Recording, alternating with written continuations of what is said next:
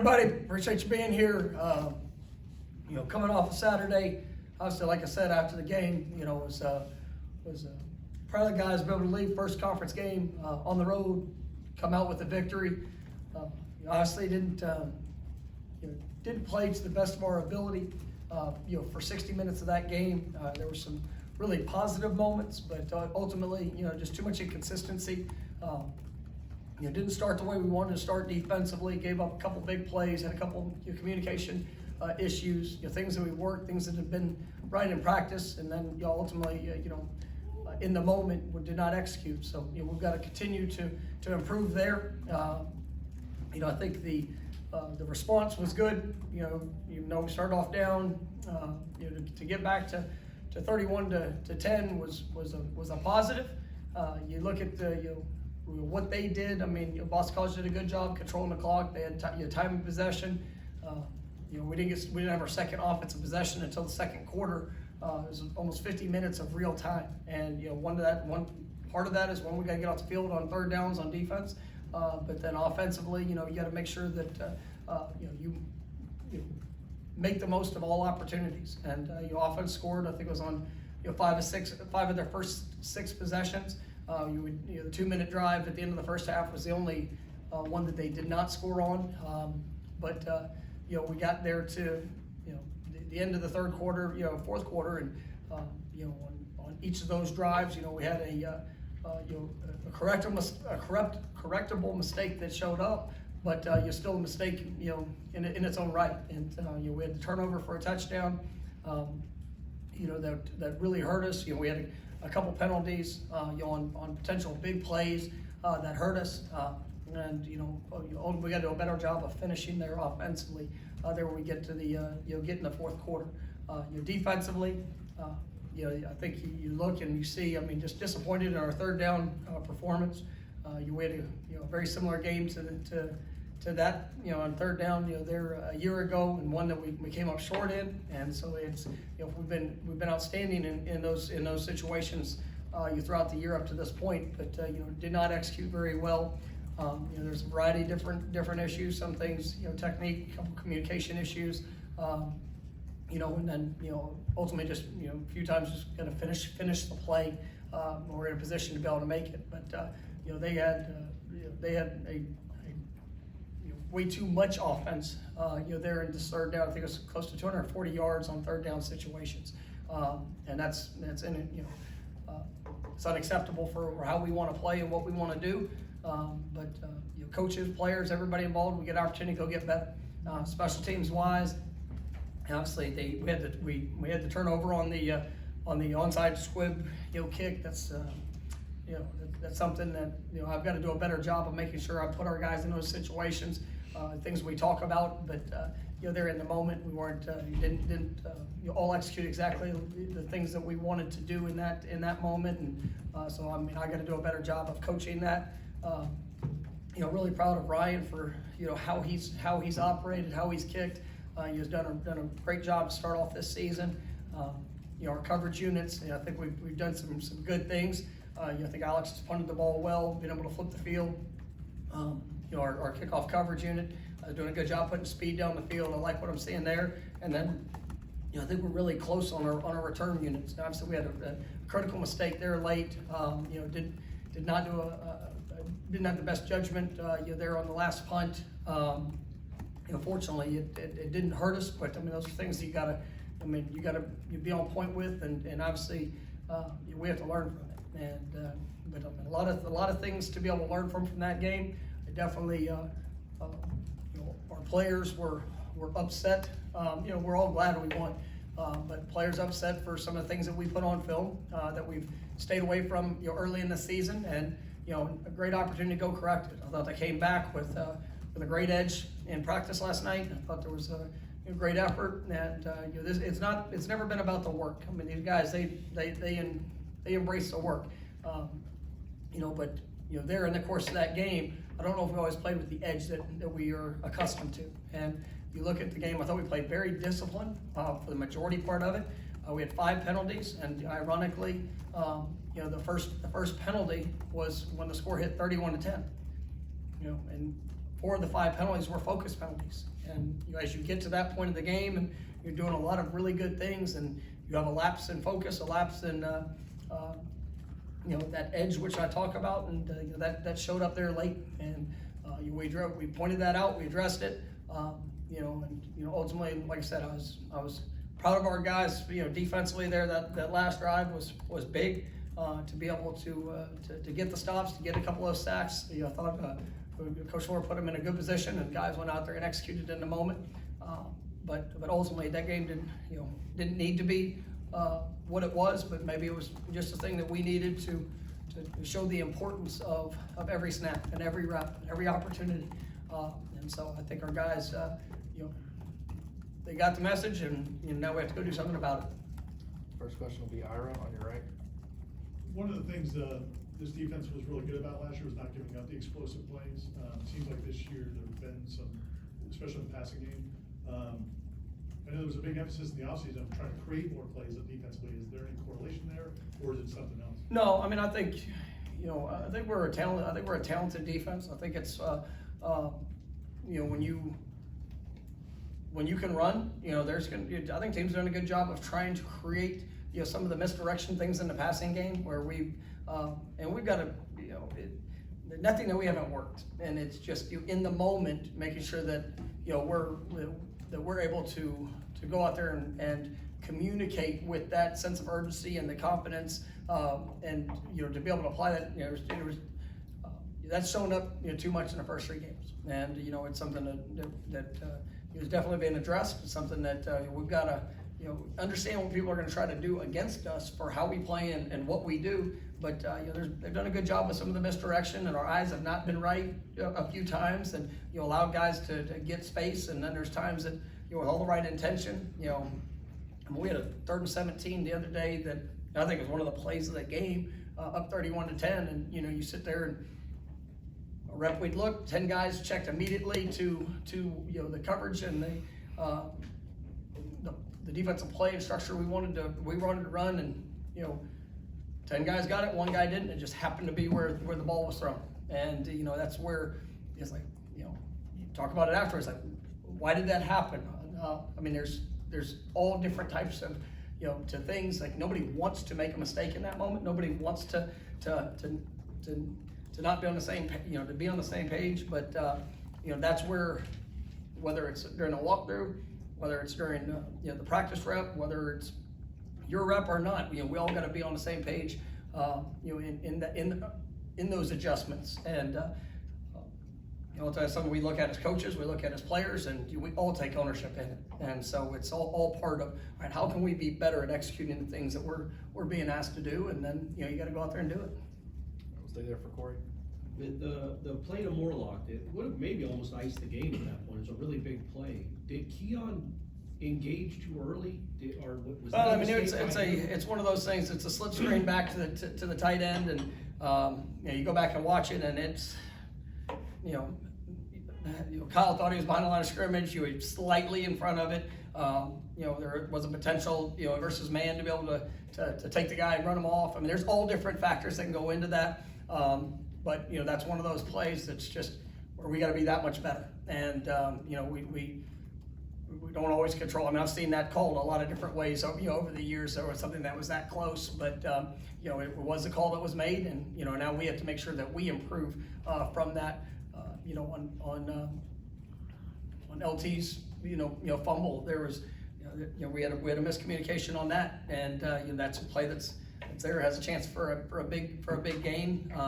But unfortunately, it's just like those are the things that showed up there in the 4th quarter. That, I mean, you're a couple inches away from just really blowing that game out of the water for how we should finish, but we didn't. And so that's where we all get to look back and say, all right, why did this happen? How can we make it better? And then you go to work and work to fix it. And then I wanted to ask about Keon. I don't know how many games he's had in his life where he had 0 catches.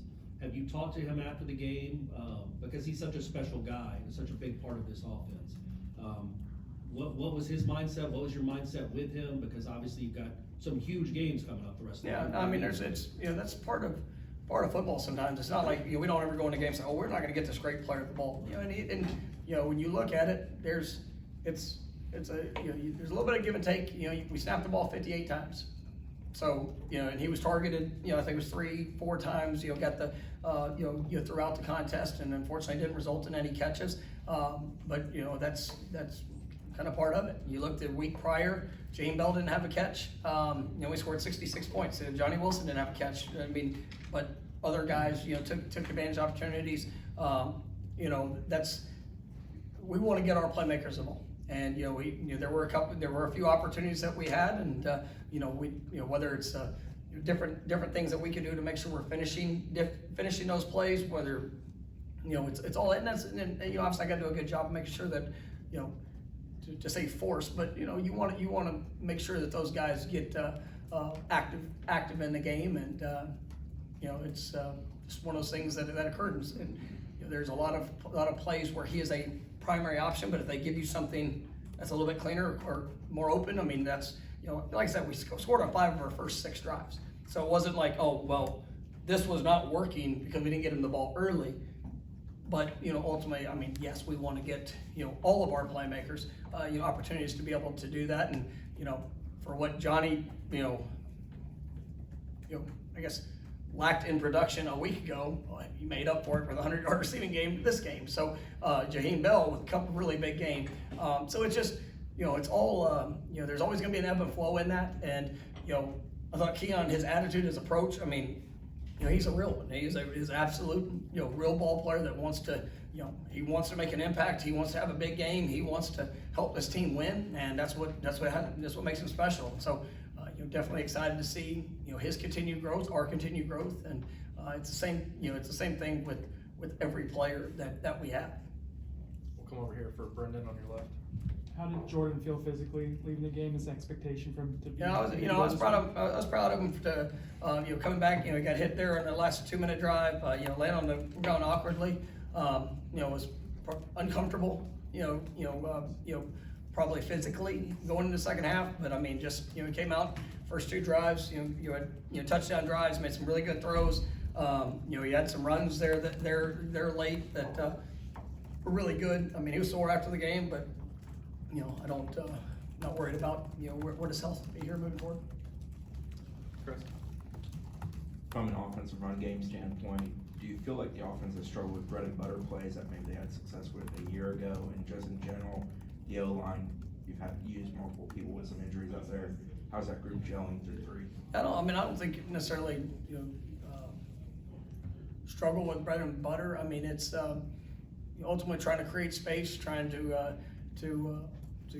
get run seams. I think we've done a good job of that early in the season, for a lot of situations. But ultimately, there's as teams try to adapt and adjust to what we're doing. I mean, I don't look at our offensive performance and saying, well, this was really bad. I mean, I think we've done well collectively. And you look in the first half of the LSU game, we didn't run the ball very well, but we were able to throw the ball, and and then in the second half, really, I think, finished the game because of our run game with some of the, I guess, bread and butter calls that we run.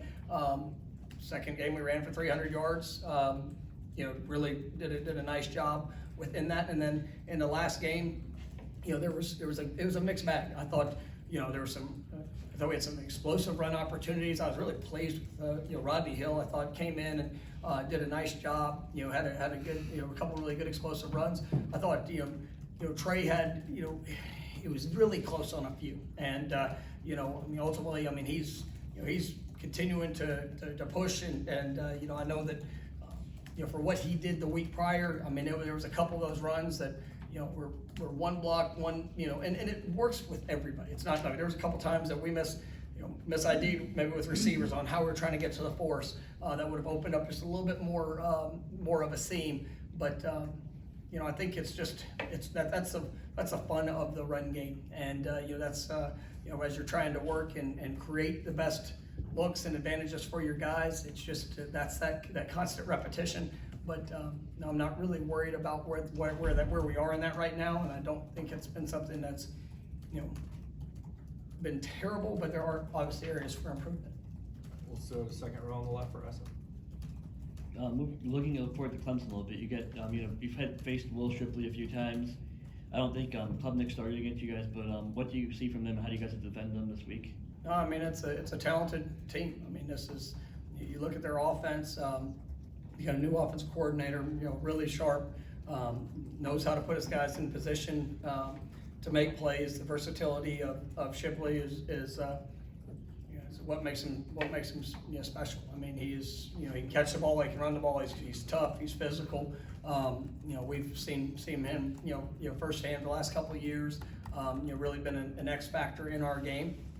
So we know that we're gonna have to gear up, and we gotta control him. The other back, Phil, he is really talented as well. Big, strong, tough nose running back. But if they get in the open field, they got the speed to take it.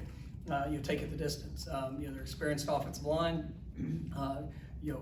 Cade is a really talented quarterback. I mean, he can locate the ball. He can make every throw. He's probably more athletic than people give him credit for. Just what he can do, just extending plays, being able to move, and then you can see the growth in their receiving corps. So it's gonna be a great challenge for us. Obviously, you look at some of the early, probably the first 6 quarters of the season. They had some uncharacteristic turnovers. I think they turned the ball over 3 times within the 10-yard line. We're coming out with no points in those situations. Had an early turnover in the first quarter. I think it threw a pick 6. And then since that the last 6 quarters of football, I mean, they played at a very high level, and so you can see that all that kind of coming into play for them. So it's going to be a great challenge, but I know our guys are excited about it, and looking forward to a wonderful week of work and get a chance to go play it there on Saturday. We'll go to Sydney in the very back on the right. Coach, you talk about how your guys are looking forward to Clemson. I guess what kind of extra intensity are you hoping to see out of them? This is a big rivalry, and I know how much of a big deal it would mean for this program to finally get a win over Clemson. Yeah, I mean, I just want to go see us play our best game, and it is a standard expectation. But if you don't, I mean, everybody knows this is a big game. You got a team that's the last however many years, pretty much led the ACC and how they've played and what they've done. But I'm not sitting here just talking about Clemson. I mean, it's about us. It's about how we play, what we're able to do, and how we're able to execute. We know they're talented football team, and this is it's going to be a great atmosphere. It's going to be a great an exciting game to be able to play in, and you got to prepare like that. But it was the same expectations of how we needed to prepare last week, and how you have to play for 60 minutes. But you learn from each experience, and you build towards what's ahead. But I don't think there's going to be a whole lot of motivational talks needed. But I'm sure going to give them, and because I just want our guys better than they've ever been. And that's the opportunity that we'll be able to sit here 3:30, 3:45 on Saturday, and know that whether we accomplish that or we didn't. And if that's the case, I've got a lot of confidence in what we'll be able to do, and I'll be able to live with whatever the result is. But we're going to play our best game. That's what I want to see. And I believe in this team. I believe in who I coach. I believe in the coaches that we have. And so I'm excited about this week of preparation, and really looking forward to them, capitalizing on the moment. We'll go back to Ira, second row on the right. You guys have really defended traditional running games very well so far this year in terms of just running backs, not running quarterbacks. But I guess I don't know, that might be traditional now. But looking at what Clemson does, is it more than just the fact that those are 2 really talented backs? Like, what do they do? What challenges they present as a running game? I think it's and I think there are some similarities. I think with what you do in the passing game, and the creativity of utilizing your playmakers and trying to create space in the passing game, whether it's with route concepts, with the spacing, with the angles of what you're trying to do in the run game.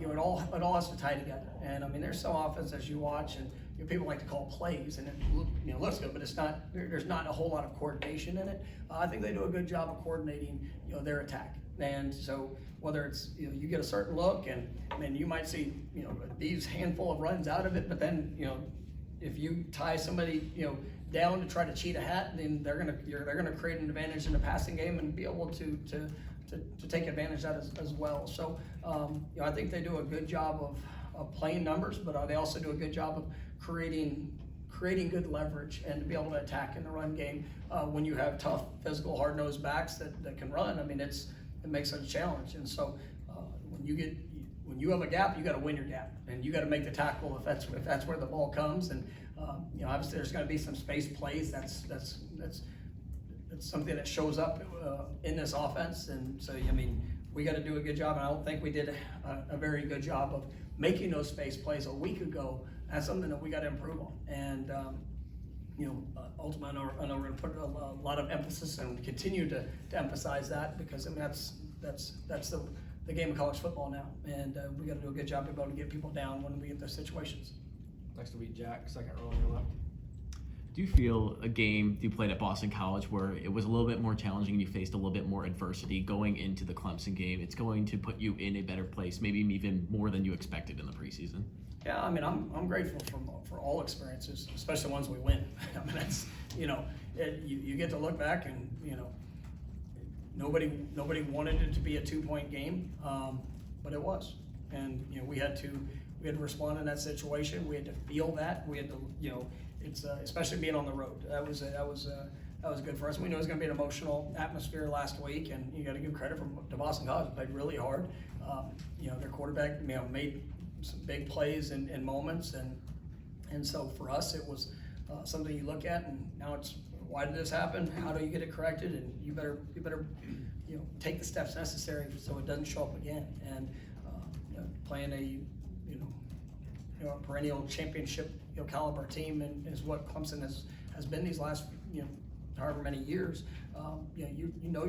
It's gonna be a challenge, but I'm excited about all that we've had, and we've played in big games. I mean, it's not like we're coming into this game unknown of what we faced. I mean, I think LSU is a pretty good football team, and I think I don't know, I didn't watch the game, but I saw the score. I mean, they responded pretty well since ours, and so we know we played quality opponents. We've seen a variety of different looks, and now it's time to go play our best game. Here this week on the road against a really good opponent. So it's about our work. All right, last one will be Corey. Kind of following up on that, as a coach, how do you find the balance of, you talk about lessons. There's obviously lessons that you learned in the negative sense up in Boston, but also you went on a 28-0 run when you started slowly. And you went on a 38-3 run against a team that, on Saturday at least, looked like the best team in the country, what they did to Mississippi State. How do you have to remind the team, like, guys, when you play poorly, clearly you can lose to anyone, but when you play well, you might just be the best team in the country. How do you get that message to them? You can't be afraid of the confrontation. And there's so many coaches out there that it's when things are going good, you check it off and you move forward. I mean, it's all. I mean, it is, you celebrate the positive, but you have to correct the things, or whether it's a lapse, whether it's a technique, whether it's a fundamental. There's never a play that it's okay not to coach, and it is. I think that's how you build confidence. That's how you build trust. If it's not right, as a head coach, I got to stand up and tell that it is on me. Like everything that we see within our program, whether it's a miscommunication, whether it's a bust, whether it's a really positive response to a situation, you got to take ownership. Why did that happen, right? How do we build upon that, whether it's good or bad? But you've got to be able to have that real talk, and you have to be honest. And I mean, that's one of my favorite things from yesterday. Is I sit in there and we're in the meetings, and you turn on a play where there's a defensive call. We practiced 190 plus times since we started in the fall camp, and we busted it 3 times in the game. And that's probably as much as we've done it. Like, for that to show up with 3 MAs, why does that happen? What occurred? And our players, I heard ownership yesterday. And when you're 18 to 22-year-old, you're willing to stand up in front of your peers and say, look, I made the mistake there, right? For whatever the reason that it was, right? I understand that. I accept it. I'm fixing it. It will not happen again, right? That's a step in the right direction. You can find a million different excuses or reason why it did, or this motion is this, and that happened. But ultimately, right, with the ownership of the action, right, and then the humility, in the correction or the improvement, that's That's something that we have to have. And, you know, that's what I love about this game, because it mimics life so much. It is just, you know, nobody wants to come up short. Nobody wants to have an embarrassing moment. Nobody wants to not look or perform to the level that you're capable of. But when it happens, what steps are you willing to take to get better of it, you know, from it? And, you know, that's where, you know, I was proud, because you make the run to go from whatever it was, 10-3 or 10-3 to 31-10. That was grit and response. But when it got 31-10, right, where did we go from there? Why did we have 4 focused penalties that showed up from that point to the end of the game? Why did we turn the ball over 2 times from that point to the end of the game? Why did we have, you know, a couple certain things that happened in critical situations? There were a couple mistakes where we miss a single or we miss it. Why did that happen at that point? Right? Because, you know, just like in human nature, I mean, you get to a point, you're like, all right, you start off a game and you're down. Nobody's pictures. We didn't sit there in a hotel thinking, hey, just wait until they go down and score on their first drive and we bust 2 opportunities in communication, and nobody thinks about that. But when it shows up, like, you know, there is an uncomfortable feeling. The response to it, to get back to 31-10, you know, there was still a quarter and a half left to go in the game, and that's the edge I'm talking about. Like, that's the you know, I told the team after the game, I want that's where the killer instinct has to set up, and like, this is done. I'm gonna finish better than what it was.